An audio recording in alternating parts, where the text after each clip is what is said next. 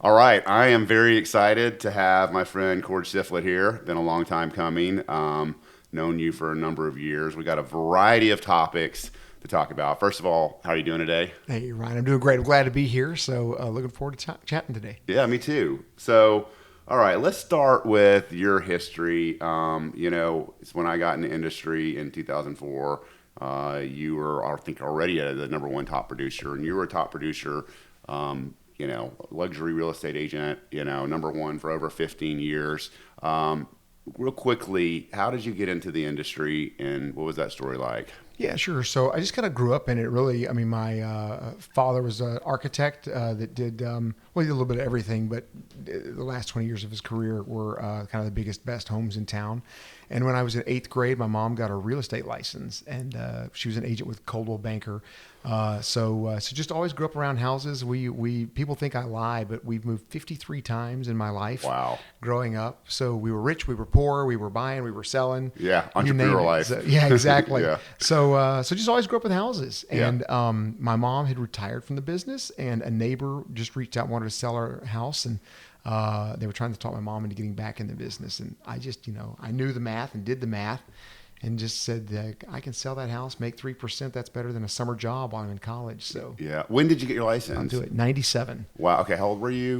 What would have been 25. 22? 22. I think. Okay. Okay. And when did were you just started leasing or selling homes or? No, yeah, I jumped right in, and again, I walked in with a kind of a warm lead from our neighbor selling their house, and lucky for me, it was Larry Gatlin, the Gatlin brothers, country music. Yeah. So he really helped share my name with his friends, and I started with Emily Moreland. I've been in Moreland Properties my entire career, and we always joke. Emily wanted me to sell Millwood, and I didn't know where Millwood was. Yeah. And she said, those are all first-time home buyers, young people. That's where they're going to get started. That's where you need to be. And I was like, nah, Emily, I know Westlake. And Yeah. she was like, everyone wants to sell that. You need to do your market. I really think you need to kind of focus on that.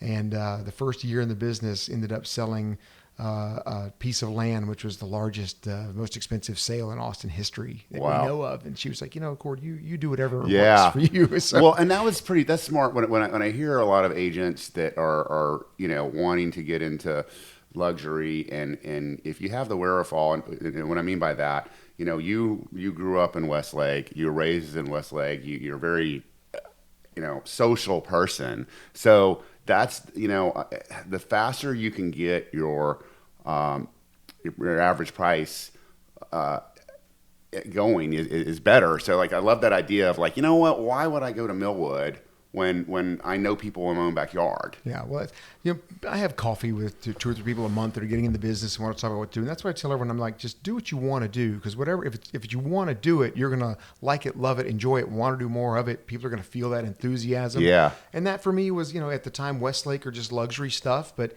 if it's farm and ranch, if it's downtown, if it's first time buyers, if it's leasing, whatever it is, just do what you love. And the people are going to find you and come out and gravitate towards you. Yeah. So So I think we obviously got to know each other through the board of directors.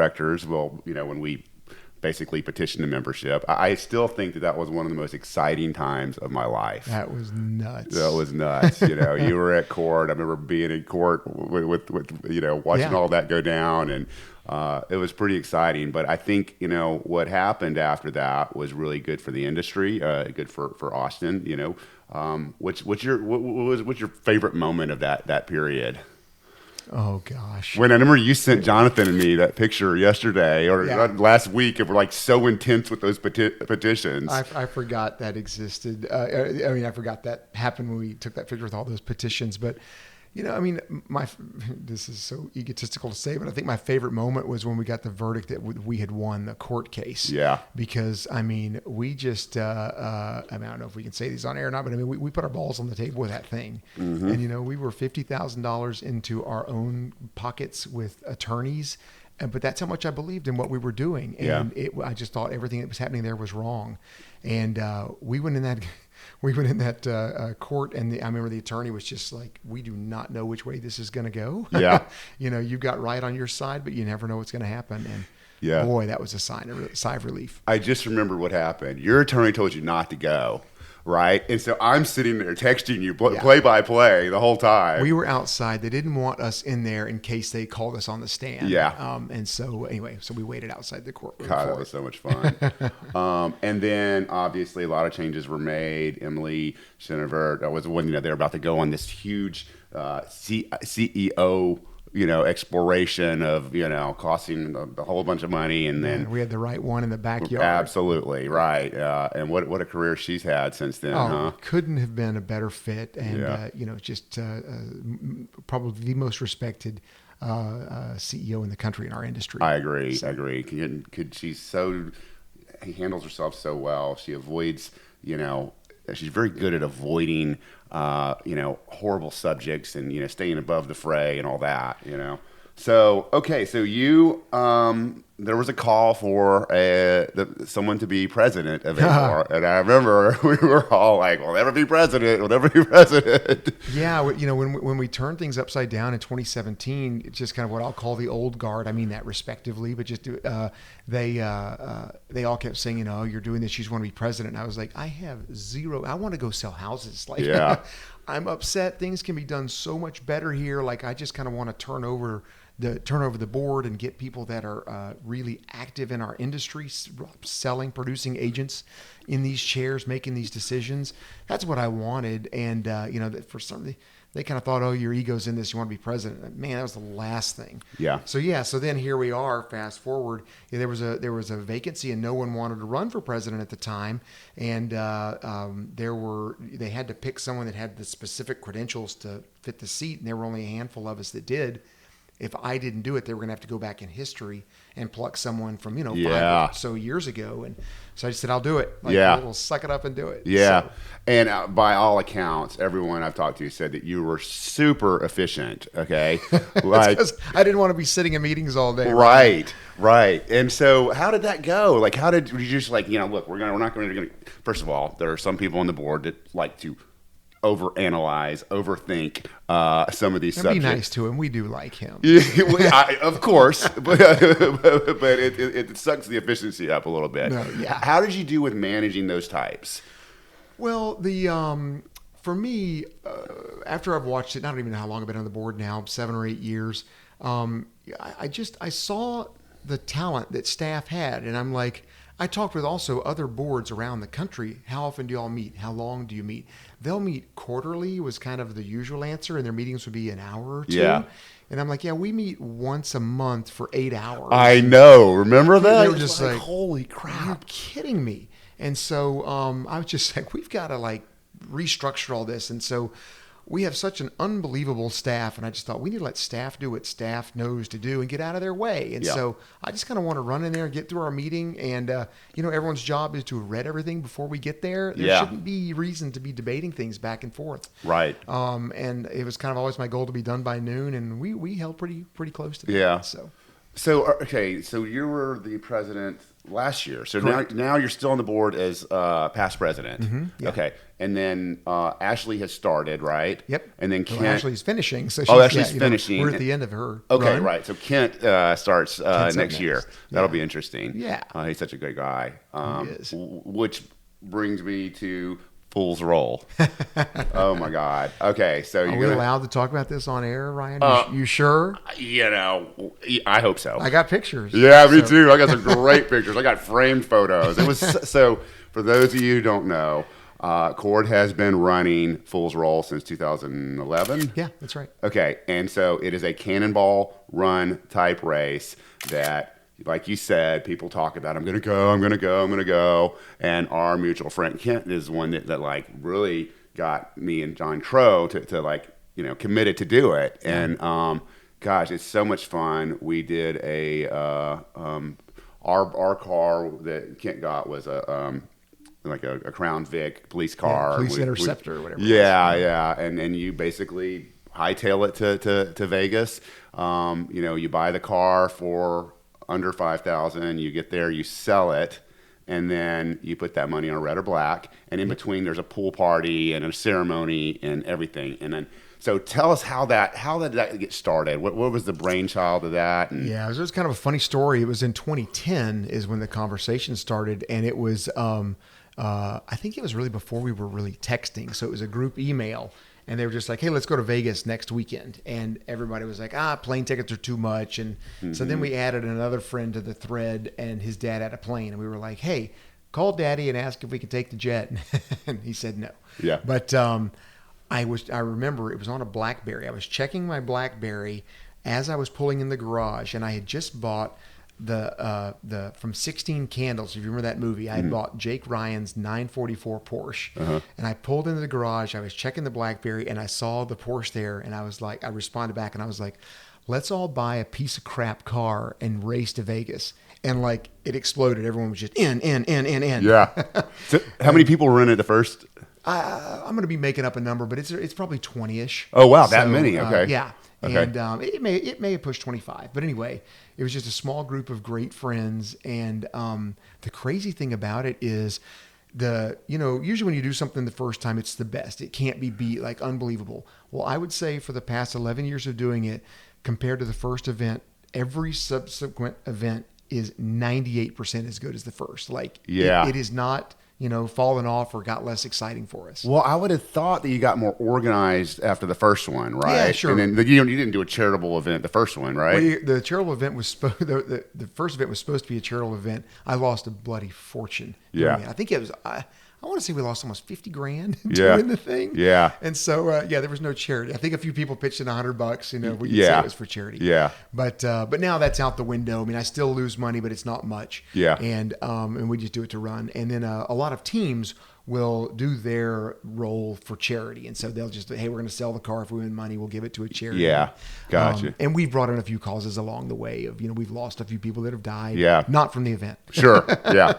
From other causes. And so we'll do something special in their honor. Yeah. And it's just so much, what's interesting about it, it's really hard to even describe how much fun it is, because you have this app where you can see everyone and you see people the entire way on the race. I mean, it was crazy. I remember passing by these guys, their car is just dead, right? And they somehow they got it to a tow place and caught a plane to Vegas for the party. We passed the same people. I remember your heart sinks because you're like, I'm supposed to stop and help. Yeah. A, they're competitors. Yes. They can't help. But B, we don't have room, so we got to go. And C, they're out. But yeah, if I remember right, they were on the side of the road. We were like Mason, Texas, in the middle of nowhere. Yeah. I'm just like, dude, it's going to take hours for them to. And it's all walks of life, right? Yeah. I mean, it's everyone. The last time the one time I went, where they had these guys that came from Philly, picked up a hitchhiker on the side of the road, had this that they didn't even know. It was, and he was the life of the party. He was the life of the party. It was so much fun, and there's all you have this bonding with people that you don't ever know, never known before. The pool party was amazing. So it's just a really good event. I always tell the quick story of it. What I love is it just brings people that have a zest for life. It brings them together. We had these two people one year. One was literally a framer, went and hammered nails on your house. And the other was a CEO of a Fortune 100 company, a zillionaire guy. They're in costume. No one knows who each other is. And they just kind of buddied up. And when they part ways, they figured out, one guy jumps on Southwest, the other gets on his big old private jet. Yeah. But they've all just driven a piece of crap car to Vegas together. Yeah. And but you just get people that have this affinity for life and affinity for fun. Yeah. And it brings them together. And we've had so many people that have made lifelong friends. We have you got to meet Kevin and his group, the Rednecks. Yeah. And the Honcholos. And they've come together and done so many charitable causes and raised hundreds of thousands of dollars, all through mutual friends that have met on a race. So as foolish as we are, we do a lot of good. Absolutely. So. And, I think so you had at one time for a couple of years had said, okay, I'm done with this. It's a huge endeavor, right? Yeah. And I think the catalyst for the change was that you wanted to keep doing it until your daughter. Yeah. So I first said I was quitting, and that was 2020, I think. I was like, I'm done. This is the last one. And COVID hit. Yeah. And we couldn't do it. Like, it hit a month before the race. We thought it was going to open up, and you know how that went. So I got a 2-year break, and casinos weren't open. We couldn't do big events, so I wasn't able to do it. So I got a great breather, and then we came back. It was so much fun. It kind of taught me how much I'd missed it. Yeah. And I just have a whole new like breath of air to go do it again. But Yeah. my oldest kid she's 17, and all my kids want to do it. Now I'm like, damn it. Yeah. They're so close. Like, Yeah. they're about to be, 21 before the blink of an eye. So I'm going to see if I can keep it together long enough to get them. And yeah, well, roll it's with a great event, and I think I remember when we signed up or actually put the deposit down, you're like, I can't believe you guys are actually doing it, because what you say is people say they're going to do it. Everyone says they're doing it. Yeah. But once people do it, they're so much more likely to come back. Like I'm planning on going for sure, unless something catastrophic happens. Tell everyone's like, we're gonna do it. I'm like, just send the Venmo. Like, you send me the deposit, then I'll keep talking about That's this. right. Because otherwise, I'm not wasting hot air. Yeah. So the real estate news from last week. Yeah. Our good friend basically was acquired, merged, whatever you put it, to Compass. What's that all about? I'm super excited for them. I mean, I love Jonathan and Yvette. They built a hell of a company. Yep. In such a fast time, and I'm always rooting for a hometown guy. Yeah. And I assume and hope that they got a big payday. I'm sure they did. He's not a dumb guy. So I'm super proud and excited for him. But I don't know what it affects or what it changes. It sounds like both companies are kind of still running with their, they're going to have Compass after their name now, Realty Austin Compass. So, and Yvette, the Ministry of Culture or whatever she is there, is going to continue to do her thing, I understand. So I don't know that much is going to change. I've heard a lot of agents. It's interesting to me. Like Compass was like, oh, everybody at Compass is upset. And then Realty Austin, everybody at Realty Austin's upset. Yeah. I don't know why. Yeah. So just keep doing what you do. I think some people are. I've talked to a lot of agents. I think most of them are like, we don't know anything yet. Yeah. Right? I mean, it's way too soon. As far as the industry is concerned, I think, it's a little bit, I'm obviously super happy for the boat rights. It's a little bit like, I like to see the hometown guys keep growing, at the same time, I think I have a unique advantage to this, if Realty Austin's no longer locally owned. What I know is there are a lot of agents that want to work for, especially in this town, a locally owned brokerage. I mean, we don't go to Red Lobster or, these national, we go to local independent restaurants and businesses. So there's definitely a part of me that's smiling on that. But I do have a lot of always had respect for Realty Austin. Compass, I think, they do they're one of the only newer companies that really kind of celebrate the agent as a true professional. So I really respect them in that regard. Yeah. So, but that's. I really like the culture that they have there. Just what I see on social media and stuff, it seems like they really embrace their agents and try and make it feel like a family. But that was the one thing that broke my heart, though, was just to see another one of the homegrown companies kind of go away. But I think they're going to do their best to keep a foot in both camps of being local, but being a part of more of a national thing. But we were talking about that just in our sales meeting this morning. We were like, who's left? And you got Moreland and Gottesman and JB Goodwin, and there's tons of small boutiques. But as far as we lost Engel and Volkers took over Turnquist, and there's just been so many that seem to have gone by the wayside over the year. And what's interesting is a few years ago when it was on the board of directors, I remember that we were, at the time, I had like 16 agents, right? Something like that. You had EXP, you had Compass, you had Better Homes and Gardens. There was all these acquisitions, and I just didn't, there was a time where I didn't know where I was going. I had a hard time growing because I was selling real estate. It's hard the mind can't have two masters, right? Yeah. So, and when Realty Austin took over Riley Realtors, Home City was bought out by Better Homes and Gardens. All these, and then EXP came in. Like what it left for me was a lot of these smaller companies of the 16 to 30 were no longer in existence. Yeah. And people missed that. So, from 2019, we had 19 agents. We have like 135 right now. Wow. And that's partly because elimination of competition. Yeah. So I think, what my point behind that is the independent, like people think that we're always going to be, or these disruptors or national companies. There's always going to be room for entrepreneurial spirit, right? Where you cut off the head of one snake, another head comes up, right? Yeah. And so, or a smaller one like us gets bigger. So I think, it doesn't, those type of things don't scare me anymore. And in fact, I get excited about it. Yeah. So I don't like referring to our competitors as snakes or our industry as snakes. Well, yeah, but you know what I mean. That's the metaphor. I'm Yeah, right. But yeah, and that's what we were kind of just kicking around is like it's so interesting of where people would go if they were to make a change, because it just feels like there's so many national brands here, and I just think Austin, like you said with Red Lobster, Austin has a hard time not going to the home team. Yeah. And who's left? I think there's a good opportunity if someone were out there to kind of pick up the pieces and say, hey, we're gonna start something new that is a local company. We've got At Properties has now moved here. Douglas Elliman is up blowing and going. And I just think when you get New York and Chicago moving here, that does that taste like Austin? I don't know. Can you make that feel and taste like Austin? Yeah, no, I'm with you. But you look at there's of course so many of the millennials or whatever we're calling now, the different generations coming up. I think there's a big play for those guys to go with those companies. I mean, they're sexy, they're fun. Yeah. They have so many tools that are immediately in with them. But for us old dogs, we kind of like the old school Austin. Yeah. So, I don't know. It's going to be interesting to see what happens here, Ryan. The other news is Redfin leaves NAR. Yeah.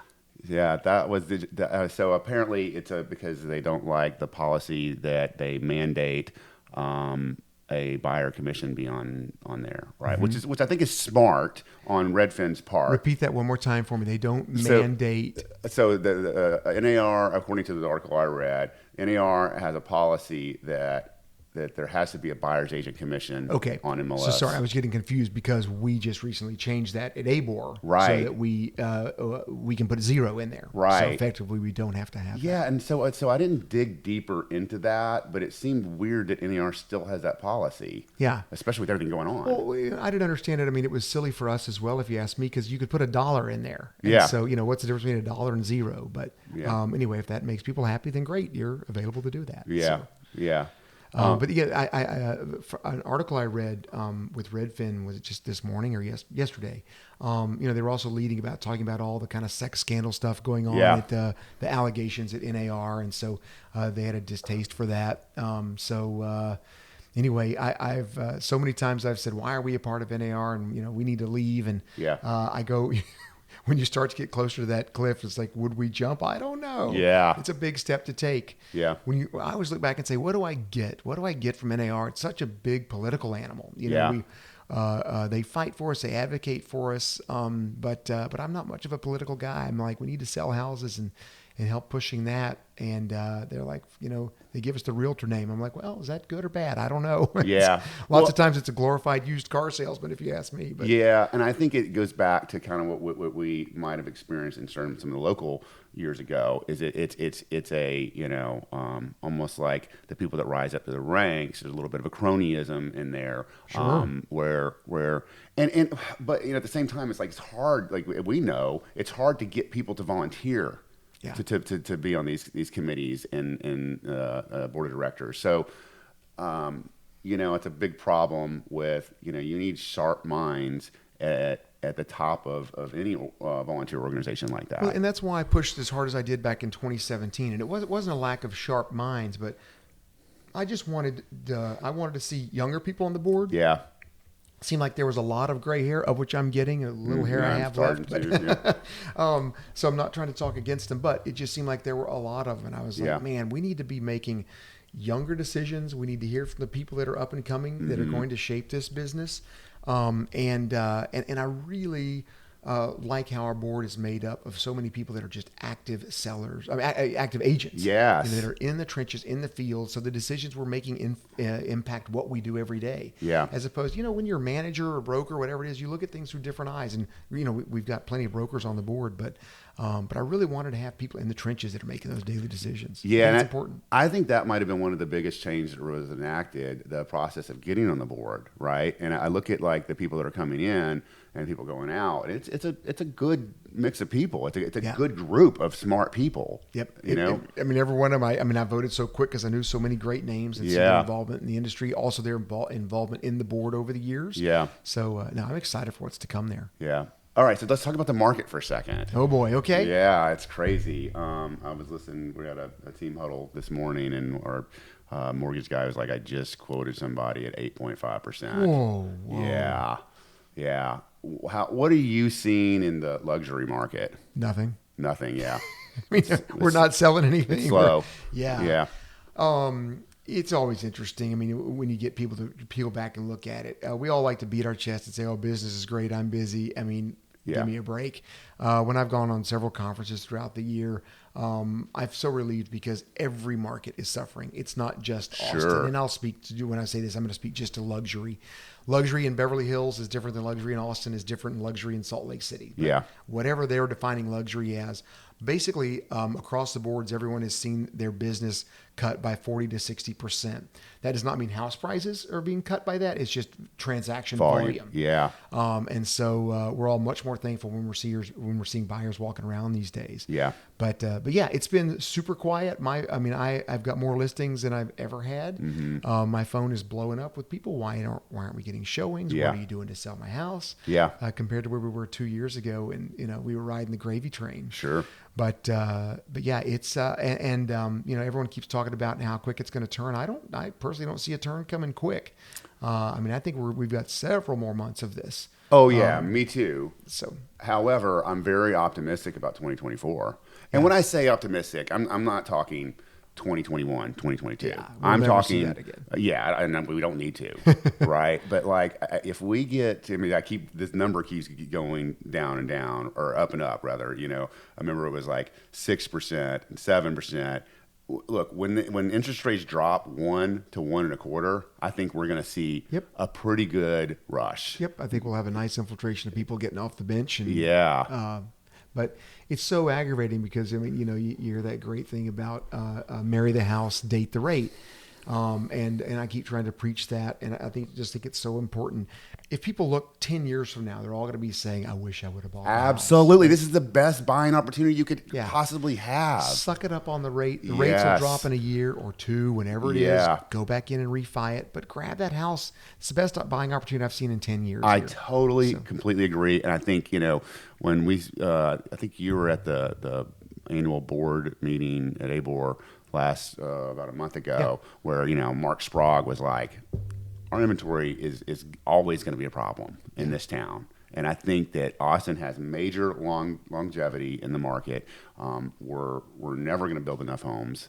And so I'm really optimistic about it. And like, look, we're down too. Everyone's down. But like, we have the Zillow account, Zillow Flex. It's like, we're getting still 200 to 250 people that are clicking that button saying, "I want to see a home." It's still in the last month. Yeah. Obviously those price points are lower now than they were 6 months ago. We at our office, we've seen a surge over the last month. Summers in Austin are always quiet and dead. Yep. It's so hot, everybody gets out of town. But last year we were saying the same thing and kept thinking it'll pick up in the fall, and it never did. We were nervous about that again, but we've seen that really start to come back this year. So activity's coming back, not big, but it's more than dead. Yeah. Because it was just been so dead for 6 months, if not pushing a year. But we look at our numbers every week in the office, and our numbers are really holding firm what they've been for the past 2 or even 3 years. During the pandemic, we're close to the same volume. Yeah.